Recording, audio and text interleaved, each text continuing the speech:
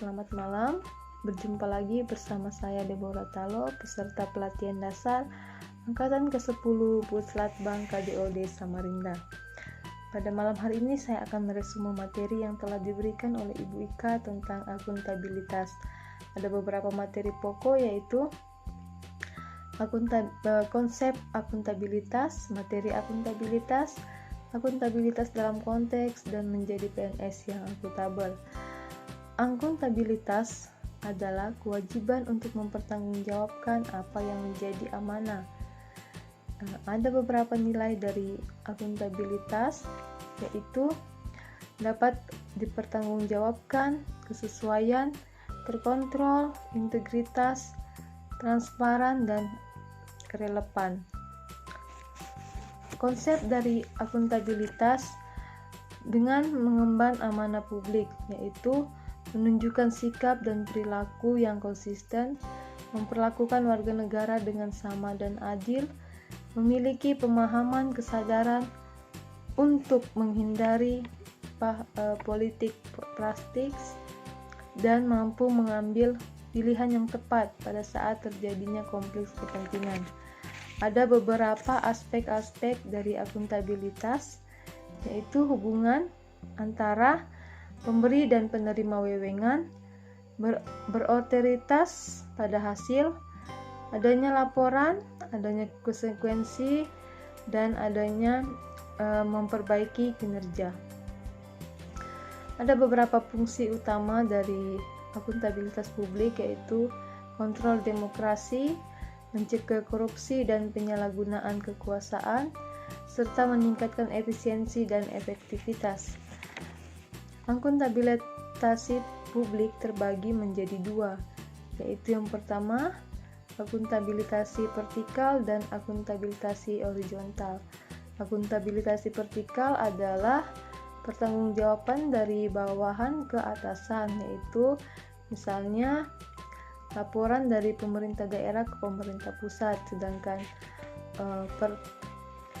akuntabilitas horizontal yaitu adanya utusan pemerintah untuk memberikan laporan kepada publik. Misalnya pada saat ini tugas gugus COVID memberikan berita yang dari atasan pemerintahan.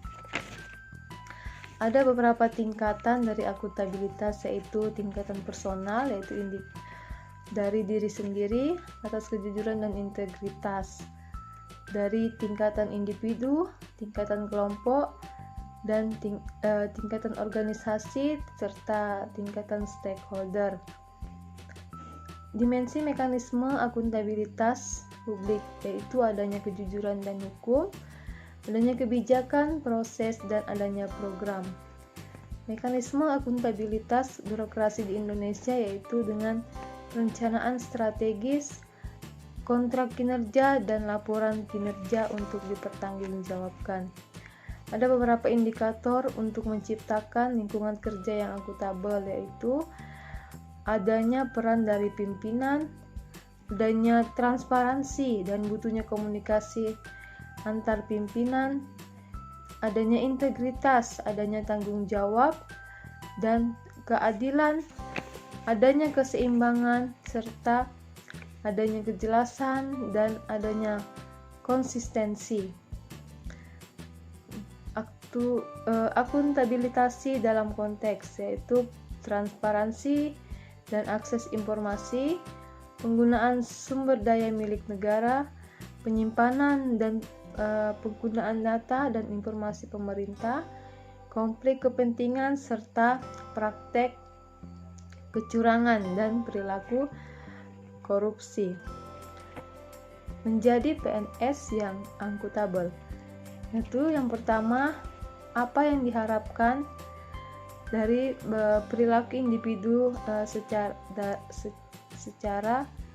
PNS, yaitu bertindak sesuai dengan kode etik dan menciptakan suasana kerja yang harmonis. Perilaku PNS berkaitan dengan transparansi dan akses informasi. PNS tidak membocorkan rahasia dari suatu negara. Dan yang ketiga, menghindari perilaku curang dan konfrontatif. PNS dilarang melakukan penipuan yang menyebabkan kerugian negara. Nah, yang keempat, perilaku terhadap penggunaan sumber daya milik negara, yaitu PNS bertanggung jawab untuk pengeluaran yang resmi. Nah, dan kelima, perilaku yang berkaitan dengan konflik kepentingan, yaitu dengan bersikap hati-hati terhadap kepentingan umum. Makna yang didapatkan dari pelajaran hari ini yaitu agar bisa menjadi seorang PNS yang akuntabel, wajib mempertanggungjawabkan apa yang telah menjadi amanah yang telah diberikan oleh pimpinan. Rencana aksi yaitu saya akan menerapkan nilai-nilai akuntabel dan menjadi contoh bagi teman-teman di lingkungan pekerjaan. Demikian resume saya. Selamat malam dan terima kasih.